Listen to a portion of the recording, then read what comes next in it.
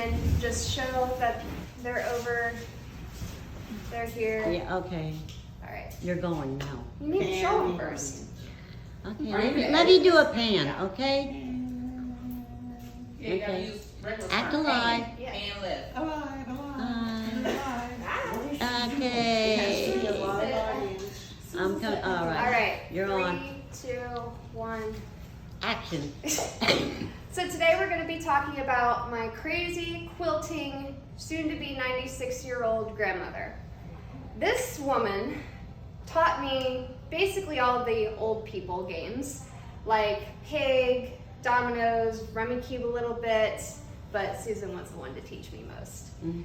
So, what makes her special and what made her a big part of my life was the fact she was my second great-grandmother, and she made all of my quilts. She had the cleanest dirt floor in Tennessee during the Depression, and she chased her ex's daughter-in-law with a hammer out of her room, and her one-armed husband had to stop her and keep her from going to jail that day. So as you can tell, my grandma was a little bit crazy.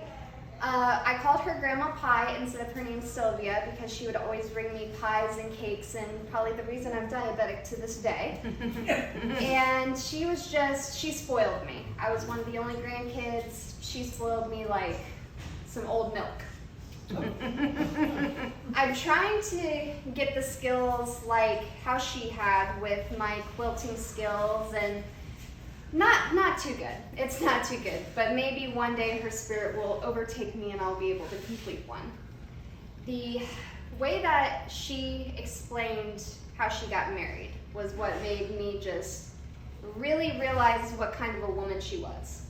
Her sister was going to a date, and of course back in the 1920s, 30s, you had to go with chaperones.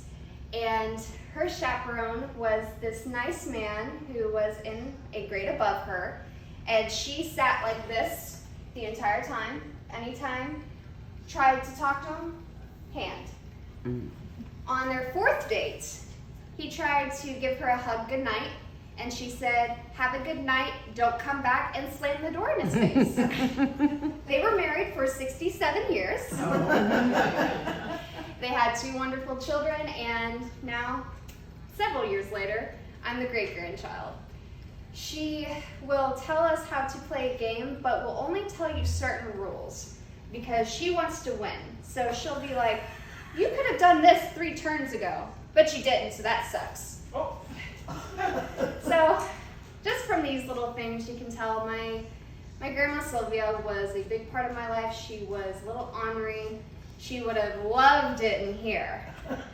And one day I hope to meet someone like her again and be just a little bit like her.